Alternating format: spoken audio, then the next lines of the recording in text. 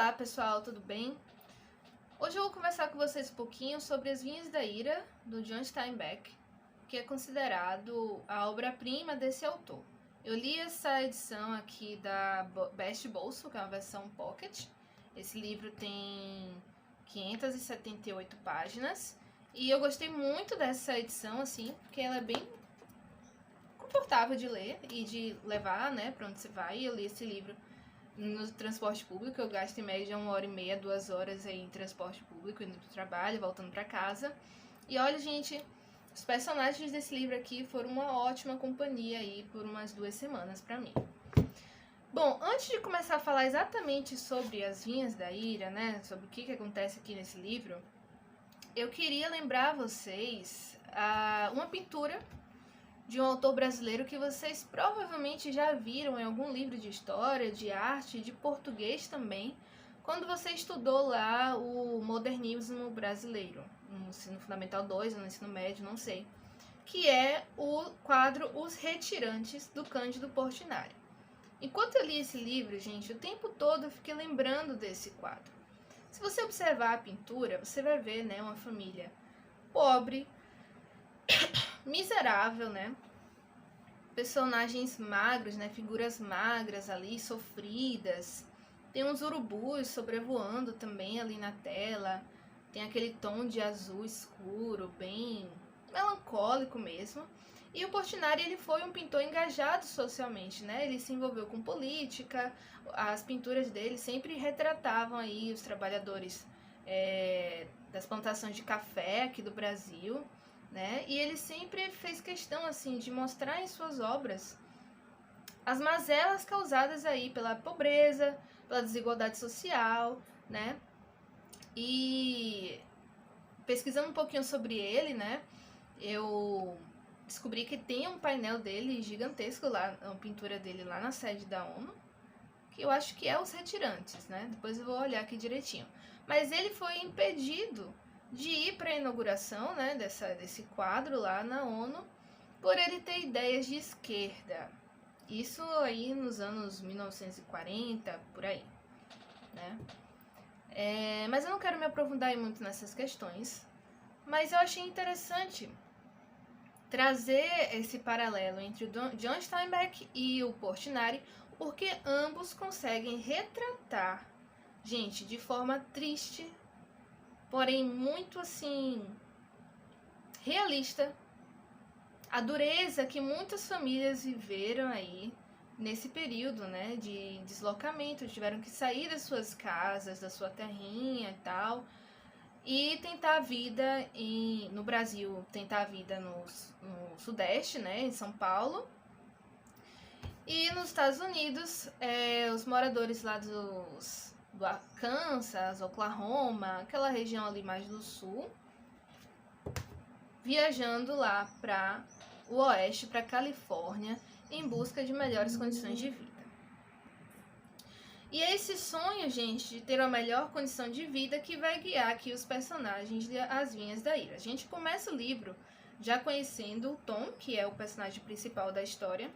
Ele estava na prisão, né? Ele cumpriu pena lá por 2 anos, foi liberto antes do previsto por bom comportamento. Ele havia sido preso por ter matado um rapaz aí numa situação de briga, né? Então foi meio que legítima defesa. E ele tá voltando para casa, querendo reencontrar a família, aquela coisa toda. Quando ele chega lá, ele encontra a casa toda destruída, abandonada, né? E ele fica meio que sem saber o que aconteceu. E aí ele vai andando lá pelo caminho e ele encontra um outro personagem que também vai ser um personagem emblemático aqui na história, que é o Casey. O Casey, ele era pregador, né, de igreja, tinha parado de pregar, e aí o Tom pergunta, né, ô Casey, você viu minha família? Onde é que tá minha família? A família dele, gente, é a família Jode, tá? Então esse personagem é o Tom Jode.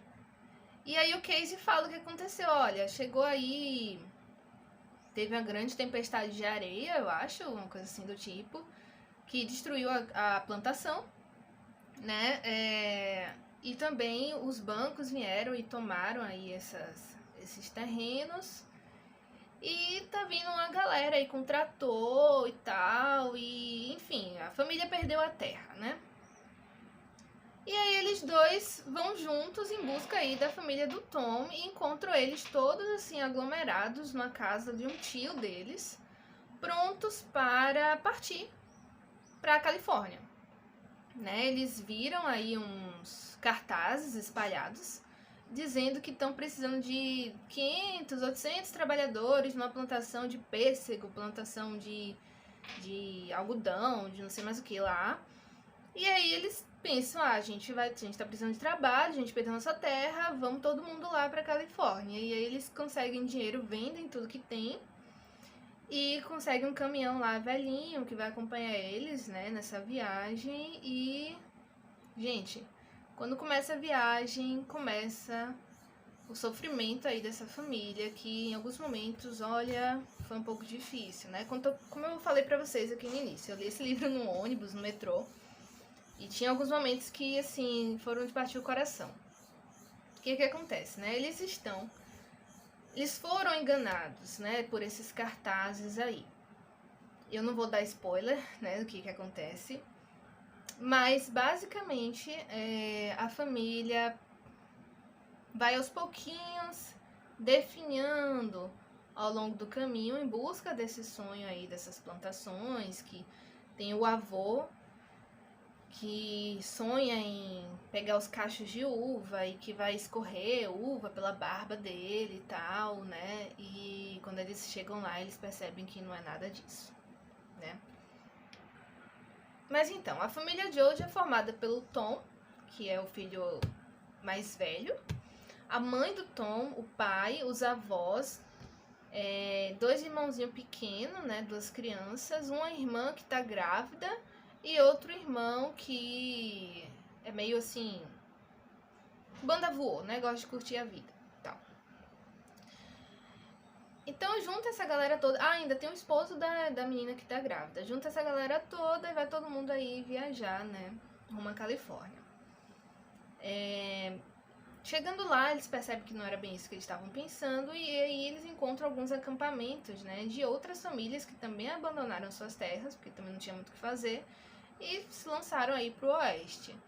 E aí, gente, o estilo do Steinbeck consegue fisgar você, porque ele consegue, assim, alternar momentos de muita tristeza, de muita miséria, que acontece uma série de desgraça aí na vida dessa família.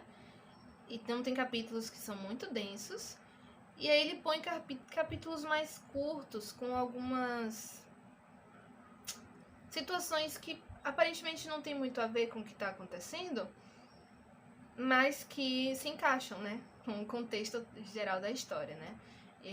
Eu já vi um outro autor fazendo isso, foi o Victor Hugo em Os Miseráveis, e eu acho que funciona como meio que um momento de que você pode dar aquele respiro, assim, porque são cenas realmente muito, muito tristes, muito pesadas, né. E aí o que ele faz? Tem um momento que ele mostra ele encerra um capítulo e vai pra uma cena de um vendedor de automóveis lá muito maluco, que quer enfiar automóveis, né, pro povo comprar e tal, e naquela doideira, e é meio que um parágrafo assim corrido, sabe? Não tem muito diálogo, é meio que ele falando sozinho e tal. E aí, assim, meio que um retrato da maluquice toda, né, que é esse consumismo desenfreado, né, que foi a acumulação de bens, né, e todas as questões ruins que o capitalismo traz, né, gente. O John Steinbeck também vai falar aqui, quando ele fala sobre esses acampamentos onde essas famílias ficam abrigadas, né, gente, que quando surge alguém questionando quanto se paga para trabalhar nessas lavouras, né, nessas plantações de algodão, de pêssego, que eles ganham aí 25 centes por não sei quantas caixas que consegue colher. Quando alguém tenta, né, se opor a esse preço, aí essa pessoa é morta, né, porque ela é tida como um agitador, é essa palavra que ele usa, né, é tipo um agitador. E esses agitadores também são chamados de vermelhos. E aí eu queria ler pra vocês, gente, um trecho, né? Eu marquei várias partes aqui do livro, mas o meu intuito não é fazer vídeos muito longos aqui pro canal. Eu quero ler apenas um trecho que vai retratar bastante aí essa questão de como os vermelhos, né, são tratados aí pela polícia e pelos fazendeiros, né? Lembrando que essas famílias que vêm lá que vão lá pro oeste, né, são chamadas de Okies. Eu não sei bem o que significa a palavra Okie, mas eu imagino que seja algo como tipo caipira, não sei. E aí tem um trechinho aqui de um diálogo entre dois policiais, né, que estão aí nesse acampamento. E aí é um acampamento que tem uma condição um pouquinho melhor do que os outros. Tem banheiro, tem pia, né, tem água quente.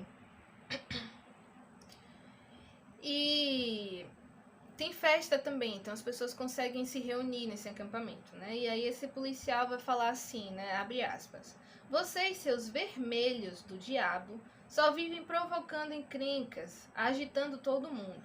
É melhor você vir comigo, ouviu? Ele fala com outro cara.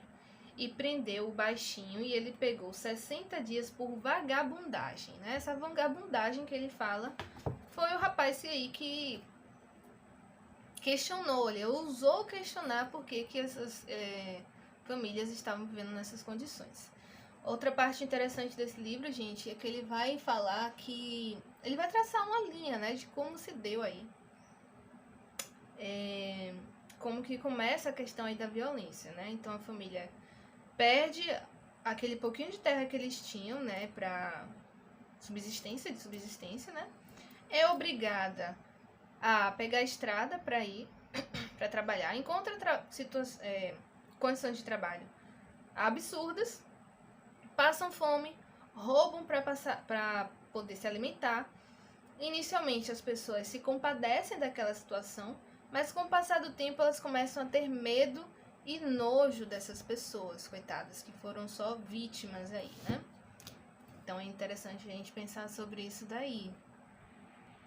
Quando eu estava lendo sobre As Vinhas da Ira, né, eu descobri que esse livro ele foi queimado nos Estados Unidos por conter obscenidades, né? E o que seriam essas obscenidades, né? Retratar a realidade?